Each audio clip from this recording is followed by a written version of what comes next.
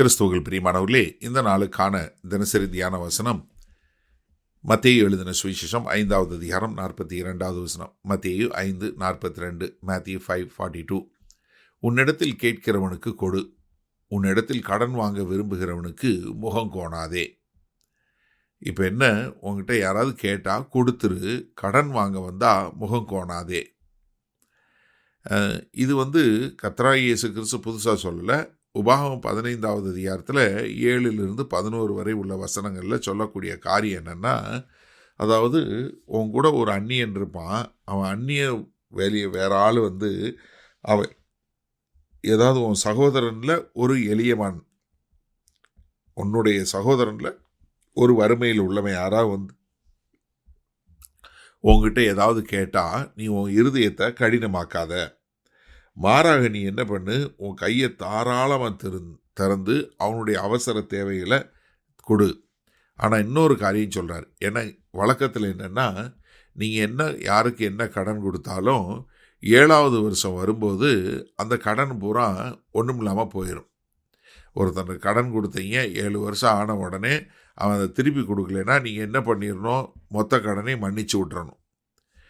இப்போது ஒருத்தன் 7வது வருஷத்தில் கேட்டான்னு வச்சுக்கோங்க, அப்போ என்ன ஆகும்? கர்த்தர் பாருங்கள் எவ்வளோ அழகாக அதையும் சொல்லி கொடுக்குறாரு.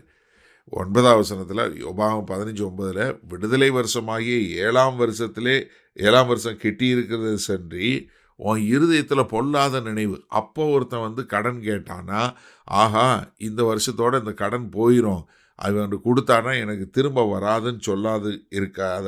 நீ என்ன பண்ணு, தாராளமாக கொடு. அப்படி தாராளமாக கொடுக்கும்போது 10வது வசனம் 11வது வசனம் மட்டும் வாசிக்கிறேன் பாருங்கள்.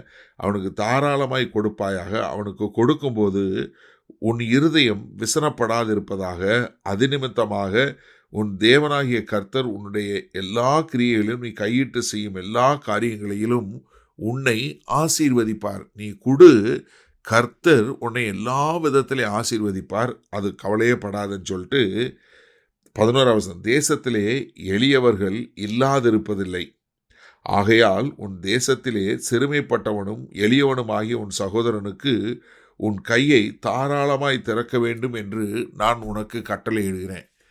அப்பா, தேசத்தில் எப்போவுமே பஞ்சத்தில் வறுமையில் இருக்கக்கூடிய ஏழைகள், விதவைகள், அனாதைகள், திக்கற்றவர்கள் இருக்க தான் செய்வாங்க. அவங்களுக்கு நீ தாராளமாக கொடு, ஏன்னா கர்த்தர் உன்னைய ஆசீர்வதிப்பார். அதனால் நீ என்ன பண்ணு, உன் தேசத்தில் இப்படிப்பட்டவங்க இருப்பாங்க, அவங்களுக்கு நீ தாராளமாக கொடு. ஆனால் என்ன பண்ணாத, நீ முகங்கோணாத. கர்த்தராகிய இயேசு கிறிஸ்து அதை தாங்க எடுத்து சொல்கிறாரு. உங்ககிட்ட ஒருத்தன் கடன் கேட்கும்போது முகங்கோணாத, என்ன பண்ணு, நீ கொடு, கர்த்தர் உன்னைய ஆசீர்வதிப்பார்.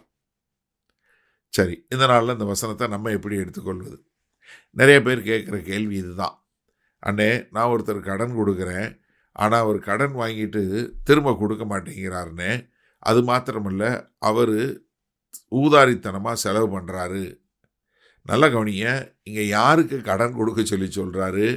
எளியவனுக்கு.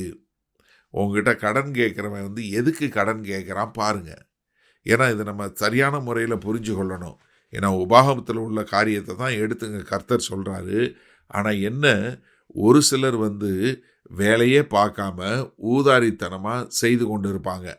அவர்களுக்கு ஒரு நெருக்கடி கர்த்தர் கொண்டு அதன் மூலமாய் அவர்கள் பாடம் கற்றுக்கொள்ள வேண்டும் என்று நினைக்கும்போது அவங்க கடன் கேட்டு நீங்கள் அவங்களுக்கு கொடுத்தீங்கன்னா உங்களுடைய வருமானத்தை பாதிக்கப்படக்கூடிய ஒரு காரியம் வரும். ஏன்னா கர்த்தர் ஒரு சிலருக்கு ஒரு சில நேரங்களில் சில பாடங்களை கற்றுக் கொடுக்க வேண்டியது. அப்போது ஒரு ஃபைனான்ஷியல் டிசிப்ளின் என்று சொல்லக்கூடிய ஒரு பொருளாதாரத்தினுடைய ஒரு அளவுகோலில் சரியான முறையில் செய்ய வேண்டியது அவருடைய கடமை. ஆனால் ஒரு சிலர் என்ன பண்ணுறதில்ல, அதை உணர்ந்து கொள்ளாதவர்களாய் மாறாக யார்கிட்ட வேணாலும் எப்போ வேணாலும் கடன் வாங்கி நான் இருக்கலாம் அப்படின்னு சொல்லி இருப்பது மிகவும் தவறு. அதனால தான் நம்ம கொடுக்கும்போது அவர்கள் வறுமையில் இருக்கிறாங்களா, அவர்கள் உண்மையிலே வறுமையில் இருக்கிறாங்களா, அவர்களுக்கு நாம் எப்படி உதவி செய்ய முடியும், அவர்களுக்கு நம்ம எப்படி அவர்களை அடுத்த நிலைக்கு கொண்டு செல்ல முடியும் என்று சொல்லக்கூடியதா. நாங்கள் இங்கே லண்டனில் நாங்கள் பண்ணுறோம். சபையாக சேர்ந்து ஒரு சில நேரங்களுக்கு கஷ்டப்படுறவங்களுக்கு உதவி செய்கிறோம். இல்லை ஒரு சிலர் இண்டிவிஜுவலாக தனிப்பட்ட முறையில் உதவி செய்கிறாங்க. ஆனால் யாரும் என்ன பண்ணுறதில்ல, ஏதாவது ஒருத்தர் வந்து வேலைக்கு போகாம ஒன்றும் பண்ணாமல் எப்போ பாரு கடன் வாங்குறவங்களுக்கு நீங்கள் கொடுத்துட்டே இருந்தீங்கன்னா அவர்கள் திருந்தவே மாட்டாங்க. அப்போ என்ன, நம்ம தமிழில் ஒரு பழமொழி இருக்குது, பாத்திரம் அறிந்து பிச்சை போடுன்னு. இப்போ நீங்கள் எளியவன் கொடுக்கும்போது அவர்கள் உண்மையிலே கர்த்தர் கொடுக்க சொல்கிறாரான்னு எந்த ஒரு காரியமாக இருந்தாலும் நம்ம வந்து எப்பொழுதும் நமக்கு உண்டானவைகளை கர்த்தர்கிட்ட கேட்டு கொடுக்க கற்றுக்கொள்வோம். வல்ல பிதாவே, இந்த அருமையான நல்ல நாளுக்காய் நன்றி. ஆமாண்டவரே, இதோ எங்களுக்கு உண்டானவைகளில் இருந்து எங்களுக்குன்ற உரிமையை விட்டுவிட்டு நாங்கள் மற்றவர்களுக்கு அதை எப்படி கொடுத்து உதவ முடியும் என்கிற ஒரு காரியத்தை எங்களுக்கு கற்றுக் கொடுங்க. நாங்கள் யாருக்கு எதை கொடுத்தாலும் உம்முடைய சத்தம் கேட்டு உம்முடைய சித்தம் செய்கிறவர்களாய் இருக்க எங்களை ஒப்புக் கொடுக்கிறோம். இயேசு கிறிஸ்துவின் மூலம் பிதாவே, ஆமேன். கர்த்தர் உங்களை ஆசீர்வதிப்பாராக. நாம் இன்று மாலை மண்ணால் சந்திப்போம்.